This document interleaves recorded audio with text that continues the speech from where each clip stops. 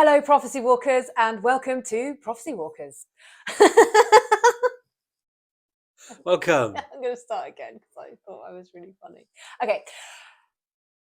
Hello, Prophecy Walkers, and welcome to Prophecy Walkers. Today, we are going to be talking about sunshine and the impact of the sunshine coming up to this summer solstice energy right here in the Northern Hemisphere, and how you can reap the benefits of that activating your body.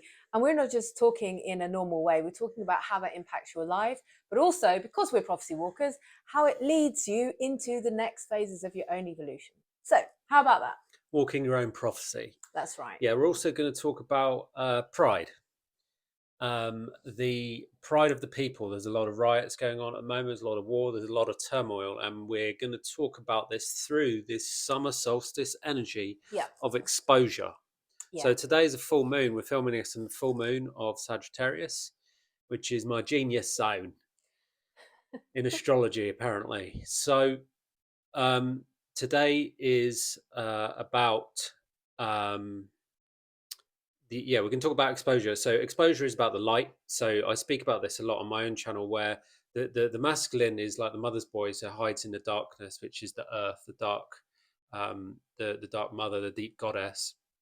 And so there's a lot of hiding in the dark. So winter exposes the dark, and you have to go in. So men find that difficult to face their darkness. But the opposite is true in the summer solstice, where the for lack of a better term, the daddies go hiding in God's light, being invisible in the light, hiding as a holy woman, when actually there's some exposure that needs to happen there. And if you've ever been an observer or a bystander or witnessing the chaos in a seaside town or in your village or your town or city, wherever you live, every summer it highlights toxic energy. It highlights, boy racers coming out, fights, drunkenness, all this stuff.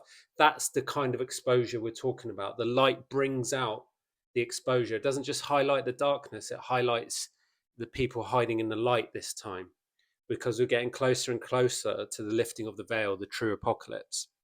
So we're going to talk a bit into this, bring some conscious awareness into this time of light, this particular season. And of course, if you're living in the Southern Hemisphere, this will happen when your summertime comes around.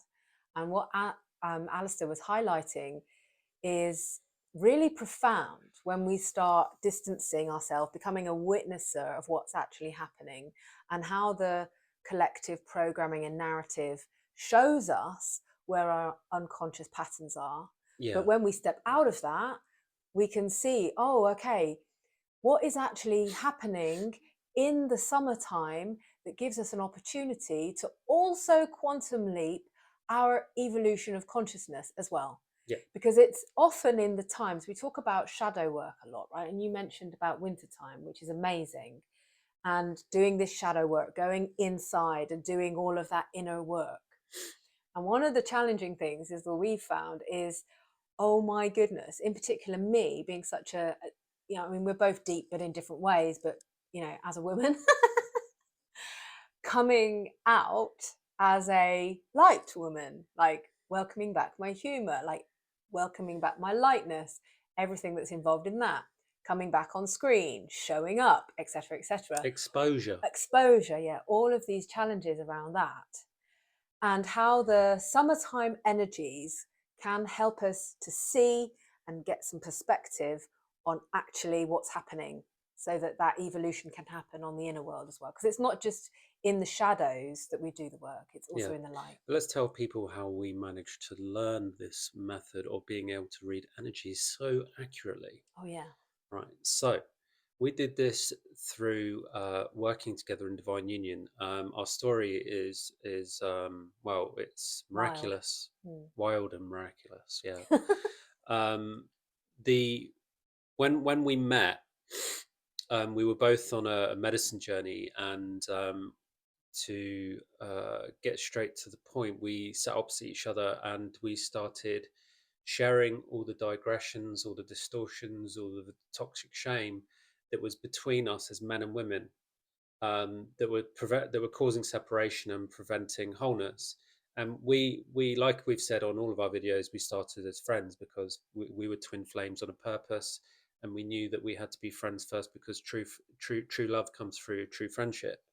We didn't know we were twin flames, but we started to get a lot of clues that we ignored very often. And it's funny looking back on all those clues. But what happened, the more we started to do that work, which we did every day for at least 8 hours a day, was the purification opened up new consciousness in our body, and we started to evolve. And we went through a death process, and we've actually died, and we've gone through the rebirth process, and we've reincarnated, and we're integrating that, and it's pretty profound. My past life, which is my childhood, is not part of my real life now, and I'm reliving and integrating my new childhood as a new man in this lifetime. Is pretty profound. I've never said that before. Oh, wow. Yeah, I said it on my other video actually Wow. today. Yeah, That does sound wild.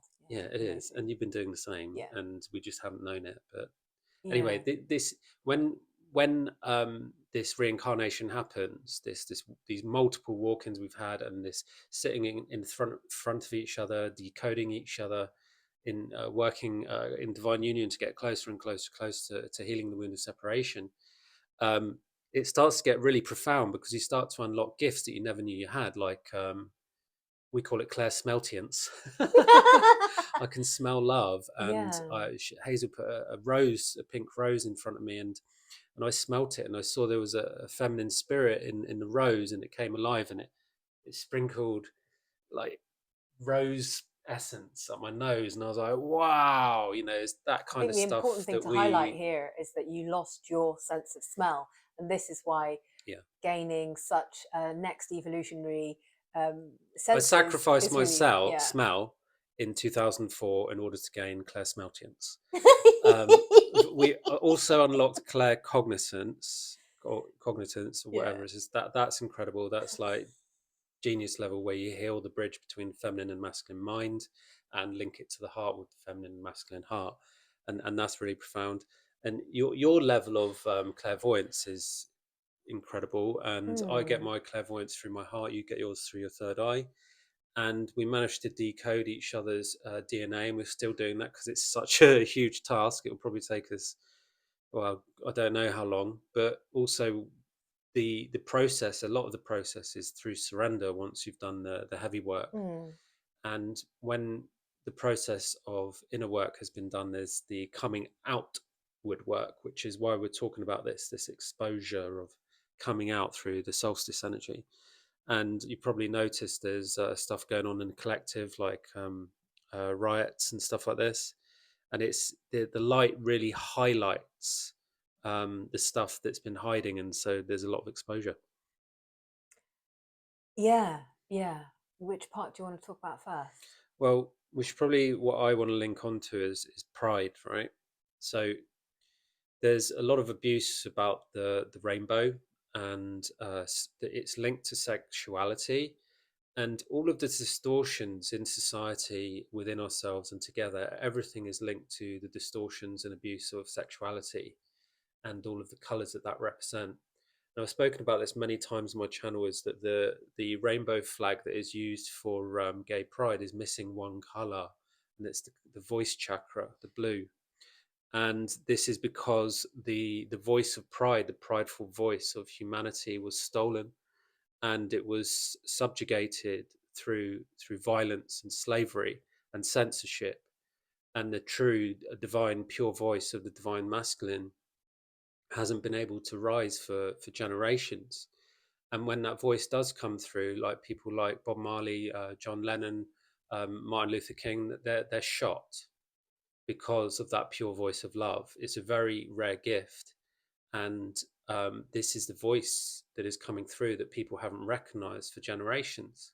And it's the true masculine, the true divine masculine, the true deep masculine is a protector of women. That's the true essence of a pure man. A gentleman is first and foremost to be a protector of the masculine.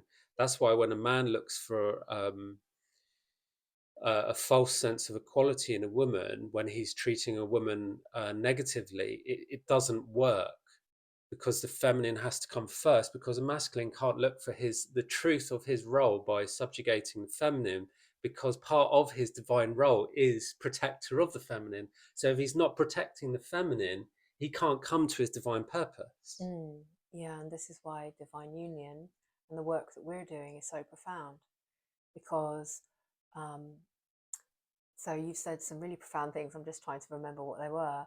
Is that in the voice of the masculine coming out, so taking this journey, like coming in and taking the teachings from the sacred feminine, which was the first part of your teachings, is like coming in and learning the teachings from the sacred feminine, now coming out. And I have been finding it very challenging to listen to the frequency of the divine masculine speaking, and that in itself is exposing the toxicity of the toxic matriarchy within myself. And this is why we say, from our own experience, you cannot do this work, this next phase of evolution, without your divine counterpart clear mirror in front of you. And this is how we do our work, and this is why we offer this work to and the others. Soul Prophecy Oracle. Yeah, and yeah, my oracle that I've been making for 13 years, which yeah, donate towards helping that make that happen. That would be amazing. But anyway, stay on target is that learning how to listen to the voice of the sacred masculine is really, really profound. Particularly when, as a woman like myself, you have gone through, almost 40 years of abuse, and learning how to listen to abuse as if it was love. But actually, now I am having to reattune my airwaves to listen to what you are saying is actually loving towards me. And what I find wild sometimes is you're almost saying exactly the same thing that came from my abusive relationships in my old life, in my past lives, but you're saying it. And this is why working in this, like we said in the other video, the black and the white, the yin and the yang, you're coming and you're exposing all of that, and you're saying, and I love you more. Yeah. And that scares the hell out of you. It just frightens me to pieces. It scares women when men turn around and actually love women, because they're so used to so much abuse. Yeah. And this is what we're working towards. And we do work with people who are in partnership, and we work with people who are single as well, in particular women, because this level of being able to get to the point where a woman can recognize the true vibration of love, to cross that bridge to the masculine. Let me tell you how I do it. Let's just stay on topic. Right? Let's just have fun. Yeah. Okay. So I'll tell you how I do it. It's all about intention. So if in a toxic relationship, a man might say, do that, and it will come from a controlling space. Like I'd be like, Hazel, don't wear that. And so an ex would have said, don't wear that because you look fat, So that don't wear that may be programmed in the feminine to come from a controlling narcissistic place. But if I say don't wear that and go because because yellow suits you better than orange, and you'd be like, oh yeah, actually it does, thank you for looking out for me. It's about intention. Where's the intention come? Is it coming from a place of control? If it is, then it's not divine, it's toxic. So it's about intention, right? And the intention has to be that table has to be turned from listening out for abuse from the masculine because of the poor reputation, to listening out for love. And that can be challenging if you've received that amount of abuse. But from my point of view, as the man on the other end, it's really frustrating not being heard and listened to. It's like, I'm just trying to love you. Why won't you accept my love? And then there was this like turnaround moment where Hazel got it, and it's had such a profound effect, where instead of the toxic matriarchy running away and hiding in the light and trying to hold back our growth, we come like magnets closer and closer together. And it's every man and every woman's dream come true, what happens in that space. And it's everything that we knew was true that we've forgotten when we were kids. Like I remember I used to have really pure fantasies of love and being in love with my best friend. And I never got that until I met Hazel. And so we've started all over again, rebirthed ourselves, and we're in a brand new um, divine relationship where we've just met each other after multiple lifetimes of being separated through the the system. Mm. Let's call it the Mm-hmm. system of separation that was has held humanity captive for God knows how many generations, which is now Mm. ending. And a lot of that is due to the work we've been doing collectively. And I can tell you, we have been doing some incredible work behind the scenes to help facilitate the destruction of the old way. Mm. And we did that for 4 years straight in co-creation with as many different spiritual guides as we could wave a stick at.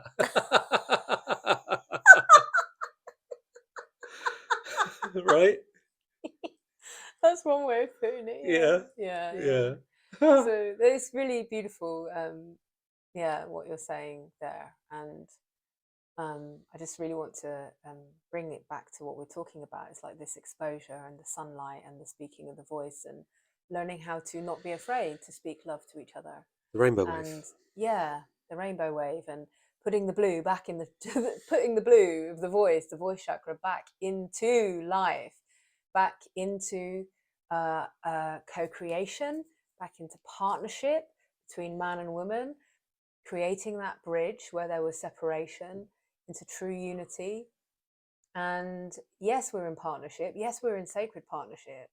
And it really doesn't look like any old paradigm partnership before. It's really, well, really want to say it's cutting edge, because it's cutting the edge into the new paradigm of relating, where we're listening, like attuning our listening to a whole different vibration of listening Joy. frequency. Joy. Yeah. Joy. So this is something that the toxic matriarchy really Did you not struggles think with. I was fun then? I, I'm just telling my version of the story, okay? Okay. Right. Oh my god. Hazel is so much brighter, bigger, happier, and shinier off camera. She finds it very difficult to turn up the joy levels where she just absolutely lose control and go wild. And this is what we're trying to show. But because this exposure where it turns this love, this incredible amount of love that wants to surface inside through the sun energy, which is masculine, so toxic matriarchy versus masculine again. It turns it into this incredible fear of love, and it's due to the programming that we've just been talking about, where we're listening out for fear instead of listening out for love, right? And this hasn't been around for that long. It's gotten worse since the 80s 90s, like just before. I think, like, we were speaking about this the other day when we used to talk about the millennium bug, and it was about computers and stuff, but I think it was a bug on consciousness, because society just took a massive dive after that. After the year 2000, everything went to shit. And people have a million reasons to blame what it can be, but the one thing that everything has in common that happened after that is increased levels of separation. I mean, just take a look at the different genders. Like, how many different genders are there now? The different tribes of separation throughout. And the more separation there is, there's going to be this cracking open. And because we got this message through God about a year ago or two, because we even reached out to God for help. Um, this coming together of like two magnets going, and this is what's coming. This is what's coming, and I think it's going to catch people off guard, because everybody's going, when's the solar wave coming? When's the solar wave coming? They're coming like every other week. People just haven't realized that the energy is internal. The connection with the sun's inside, so it's actually going off inside. And the next 2 years is going to be completely Revolutionary. reality shattering, yeah, Mm. on so many levels. Mm-hmm. And we have to uncensor ourselves and give the pride back to the people, the pride of like, why are we standing for this nonsense? Why are we standing for them poisoning the skies and poisoning our food, poisoning the waters? Why are we standing for it? Where is our voice? This is what I'm talking about, the pride of voice. It's not just about sexuality. It's not about gender or whether you like men or women or both. It's about life force and the sexuality of innocence. This is what we've been healing in ourselves, in each other, and it creates perversion, the perversion of divine justice. And this is what's coming to an end. Like, it's all coming to an end. But the pride is, how do we regain the purity of our voice instead of saying that we're allowed to say whatever we want? That's not the truth of love. The pure voice, the true free speech, is being allowed to speak love and not being censored for it, right? Yeah. Or killed.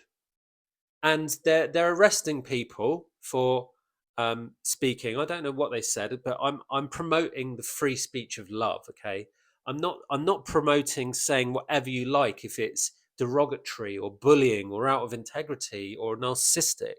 I'm talking about free speech of saying the truth how it is. Like, for example, they're putting crap in our food. They're poisoning us. They're poisoning our food, our water, our air, our earth, our spirit, everything. And they're even using the 5G radio waves to cook our children. It's mad. And we have to find an enormous amount of joy through all of this so that we can expose it and overwhelm it with light. Because every message we've had from all our guides is have fun, celebrate, have joy. But we've been brainwashed into believing that having joy while there's a war and people are dying, you should feel guilty. But that's not true. That's not the truth. We're going to be feeling that and we're going to be grieving that, right? We've been doing that. We've been grieving that, right? But you must take responsibility for your own journey in order to free those who are suffering. And they have to take that responsibility for themselves. If we're all rescuing them, or they're being a victim, or there's perpetrators, we're all playing that part of the distorted drama triangle. We need to come out into creation and empowerment and leadership. And this is what we're doing. This is what divine union has taught us. This is what spirit has taught us. This is what God has called us out for. This is part of our divine destiny. We're kicking the ass of the old way, and we are bringing the new way to you. What more can I say than that? Well, you've blown me away. Yeah. We really Wow. need your help. We can't do this on our own, right? We've been looking for help. So far, we've met about 6 women. Who are ready? If Because, you're ready and you resonate, get in wait, contact. yeah, but seriously, Mm. we need your help. Please send us your donations, please. We're building an emporium, a charitable honeypot for the whole of humanity. We're going to be doing prize draws. We're going to be doing services for humanity that are going to blow you away. We're going to bring back incredible different forms of spiritual entertainment like you've never seen before. And we've got an exhibition that we want you to come to, which is about the Soul Prophecy Oracle, which, a lot of our channel is going to be focused around, if I'm honest, because Hazel's created the next level new earth beyond the Aleister McCrowley, beyond all of the old tarot decks, the path to divine union through a 13-year oracle deck. It's so powerful that she had to ask people to come in so she could draw the art around them to hold that energy, because she needed an actual soul to be able to hold that energy, because it's so big, because the art itself couldn't hold such a large energy. It's so profound. It's so profound, and it's guided our journey. We've lived it and embodying it, and she's already on to making number 2. And we're offering some places for you to be in the next oracle deck. But we need your donations to get this published. This is our full-time job. Going to be honest, we're running out of money and we've got bills to pay. We need equipment. We want to make this happen. We need your help. Please help us. If you believe in a new way, if you believe in world peace, if you believe in everything you say you believe in us. Please, because we're here to make a difference. We want to do it with you. Please, over to you. Wow, there's like 10 different subjects in there. That was Create your own subject. pretty, Create your own subject. pretty pretty That's what I'm doing. I'm just going with pretty the wild. flow. Well, yeah, I'm just flowing and listening to you, so that was beautiful. Thank you. We can call it there if you want. Maybe we should call it there. All right, yeah. There was things that you were saying that I just wanted to add along the way, but now it's like you've done a whole wrap up. It's like done. All right, okay. So, Tune in next time. well, I didn't even get to share what I opened the video Well, we could do a with. second video. It's okay.